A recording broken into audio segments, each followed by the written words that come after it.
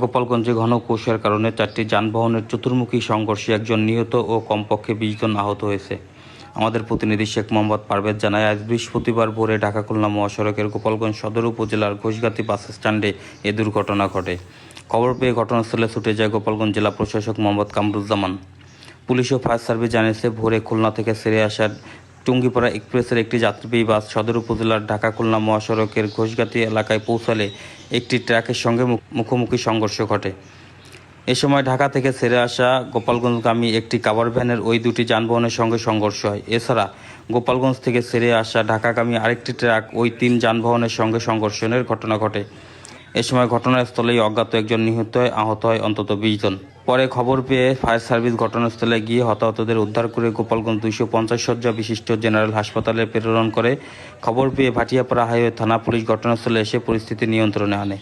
4টি যানবাহনের চতুর্মুখী সংঘর্ষের পর ঢাকা খুলনা মহাসড়ক দিয়ে যান চলাচল প্রায় 3 ঘন্টা বন্ধ থাকার পরে রাস্তার এক পাশ দিয়ে বর্তমানে বিভিন্ন যানবাহন চলাচল করছে।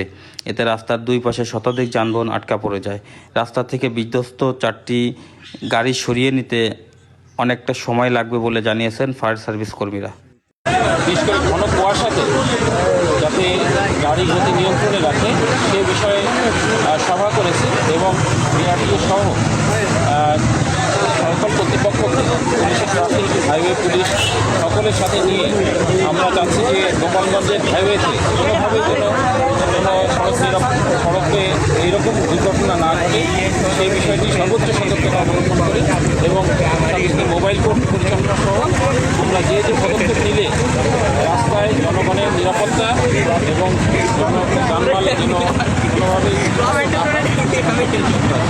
কুয়াশার জন্য কি রিফ্লেক্টিভ টেপের কোনো প্রয়োজন আছে কিনা মনে করেন স্যার? কুয়াশার বিষয়টি যেহেতু আপনারা দেখেছেন যে ইদানিং কুয়াশা সকালে ভোরের দিকে এবং রাতে প্রচণ্ড কুয়াশার কারণে এই রাস্তায় হাইওয়েতে হয় যে বিষয়গুলো প্রয়োজন মানে যান্ত্রিক যে বিষয়